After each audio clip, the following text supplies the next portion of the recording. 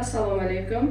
Men Termiz davlat pedagogika instituti maktabgacha va boshlang'ich ta'lim fakulteti maktabgacha ta'lim kafedrasi katta o'qituvchisi Astanaqulova Manzura. Bugungi video darsimizda sizlar bilan art terapiya fani haqida fikr yuritmoqchimiz. Bugungi mavzuyimiz o'yin terapiyasi bilan davolash.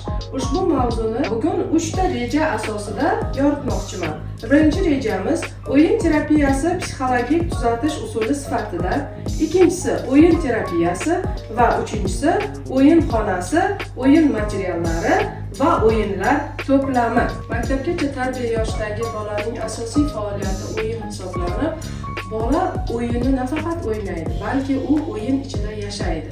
O'yin bolaning barcha ehtiyojlarini qondiruvchi faoliyat sifatida amalga oshiriladi. Daniel Borisovich Ilkonin o'yin umumiy aqliy rivojlanish ta'sirini beradigan murakkab psixologik hodisa ekanligini ta'kidladi. Konstantin Dmitrievich Ushinskiyning so'zlariga ko'ra esa o'yinda bola yashaydi va hayotning izlari haqiqiy hayotning izlaridan ko'ra chuqurroq bo'lib qoladi. O'yinda bola o'z xatti-harakatlarini o'yin qoidalari asosida boshqarishni o'rganadi. Odamlar bilan aloqa qilish qoidalarini o'rganadi. Aqliy qobiliyatlari va bilim qiziqishlarini rivojlantiradi. Bu ayniqsa maktabda muvaffaqiyatli o'qish uchun muhimdir deb ta'kidlagan. O'yin terapiyasi bu maktab va maktabgacha yoshdagi bolalarga o'yinlar, o'yinchoqlar va boshqa elementlardan foydalanish orqali ta'sir o'tkazishning psixoterapevtik usuli hisoblanadi.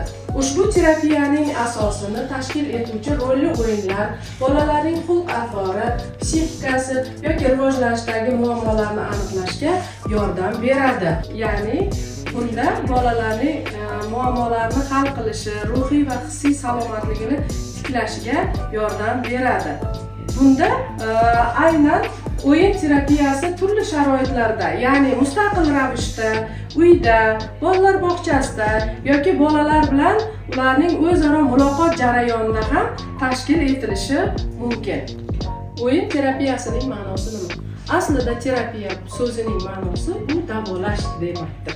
Shunday ekan biz bolalarni har tomonlama, hissiy, ruhiy tomonlama o'yin orqali davolash, ya'ni o'yin terapiyasini o'tkazish, ularga o'sha o'yinga nisbatan bo'lgan qiziqishni uyg'otish, ijtimoiy hayotga bo'lgan qiziqishni uyg'otish va o'sha ijtimoiy hayotda sodir bo'layotgan barcha jarayonlarni o'yin orqali singdirish demakdir.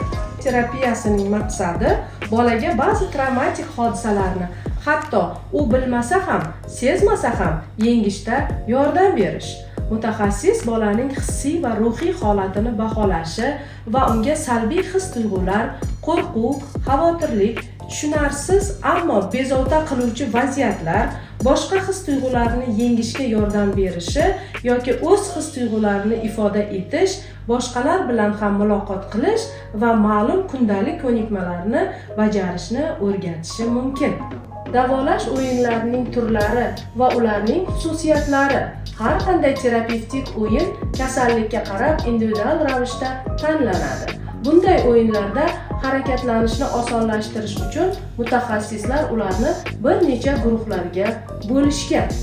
Ya'ni mushak skelet tizimining kasalliklari uchun o'yinlar, nafas olish tizimi kasalliklari uchun o'yinlar, miya falaji bilan kasallangan bolalar uchun maxsus o'yinlar, nutqni rivojlantiradigan o'yinlar hamda profilaktik va tiklovchi o'yin turlariga bo'linadi.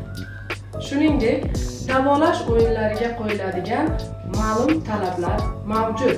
Ya'ni o'yinlar ma'lum estetik talablarga javob berishi kerak. Ikkinchidan, o'yinlar bolaning yoshiga va sog'ligiga mos bo'lmog'i lozim. Uchinchidan, o'yinlar bolaning qiziqishi va sog'lom bo'lish istagini uyg'otishi kerak. O'yinlar bolani harakatga undashi lozim. Keyingisi, o'yinlar bolani mustaqil harakatlarga undashi kerak. Bolalar terapiyasida o'yin xonalarining kattaligi va sozlanishi juda ham muhim ahamiyatga ega. Ya'ni bunda xona kichkina bo'lsa, u holda bolalar bir-biriga va terapevtga juda yaqin. Bu ularni asabiylashtirilishi, himoyasini kuchaytirishi, unga moyil bo'lgan bolalarda tajovuzni qo'zg'atishi va ichkariga kirgan bolalarning undan ham ko'proq chiqib ketishga hissa qo'shishi mumkin. Va aksincha, juda katta xona ichkariga kirgan bolalarga terapevt va guruh a'zolari bilan aloqa qilmaslikka imkon beradi va tajovuzkor bolalarni zo'ravonlik o'yinlari bilan shug'ullanishiga undaydi. O'yin xonasini jihozlashning asosiy mezonlaridan biri bu xavfsizlikdir. Ya'ni, buning uchun xona yaxshi yoritilgan bo'lishi kerak. Oynali eshiklari va katta derazalari bo'lmasligi kerak. O'yinchoqlarni devorga mahkam yopishtirilgan javonlarga joylashtirish lozim. Bolalar doimiy harakatlanish istagi bilan ajralib turadi. Shuning uchun xonada toqqa chiqish uchun sharoitlar, ya'ni vertikal ustun, devor panjaralari yoki arqon narvonlari yaratilishi kerak. O'yin terapiyasining o'ziga xos bo'lgan bir necha xil ko'rsatmalari mavjuddir. Shuningdek, xulq-atvor xarakterologik va affektiv kasalliklar, keyingisi intilishning yetarli emasligi, keyingisi o'zini o'zi beqaror baholash va ishonchsizlik, egosentrizm va uyatchanlik, muloqotdagi qiyinchiliklar, qo'rquv va fobiya, xavotirli va shubhali hislatlar, yomon odatlar hamda tajovuzkorlik, nutqning rivojlanishdagi kechikish, maktabdagi qiyinchiliklar va turli psixotravmalarning oqibati hisoblanadi.